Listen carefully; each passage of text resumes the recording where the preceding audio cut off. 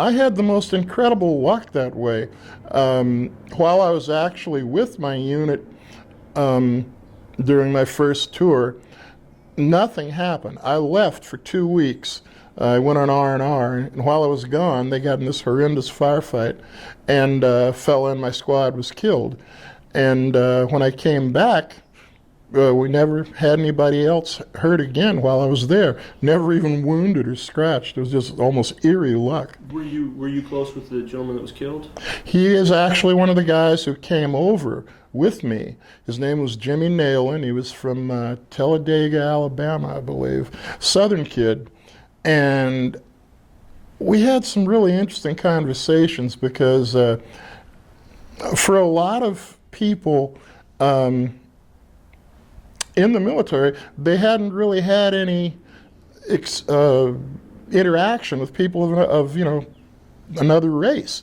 I remember a kid saying in basic one time that until then he'd never eaten at the same table as a black person. And in the infantry units especially, there was a large proportion of Latino and black people. So everybody got to know each other a lot better. And we'd talk about the way things were in his hometown in Alabama and like that.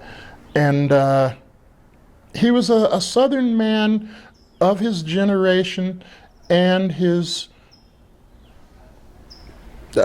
area, the way things were in his home. But he was also an honest kid, a nice kid.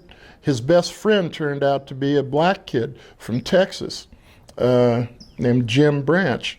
And they used to joke about being brothers, and they really were. And then Jim, the way he died, the company was walking, this is a story I was told when I was back, they were in line of ducks through these rice paddies, which we often were, and they came to this village which had a tree line surrounding it, and there were 40 NVA lined up along this tree line.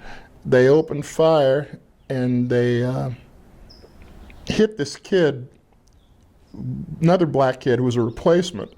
He wasn't actually hit, but bullet had grazed him, and he panicked and fell on the ground and was screaming that he was hit and like this. Well, Jim Nalen ran out there, grabbed him, threw him over his shoulder, ran back to Rice Paddy Dyke, threw him over the other side, and then took a bullet right in the head. So, if I've got this story right, a man who grew up in the Deep South with, probably never having any interaction with black people, and probably grew up with a lot of antipathy towards black people, died trying to save a black kid. He died saving this kid's life. That's what, when people used to complain to me about, white people are no good or this kind of thing, I had to tell them that story. That here was a guy, and exactly like you said, he was a Southerner.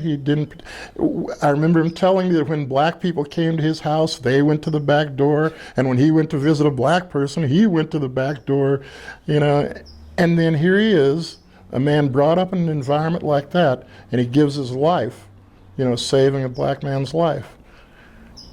We were all soldiers rather than having any racial consciousness, but that story is always one I think of when I hear somebody giving out with a racist line.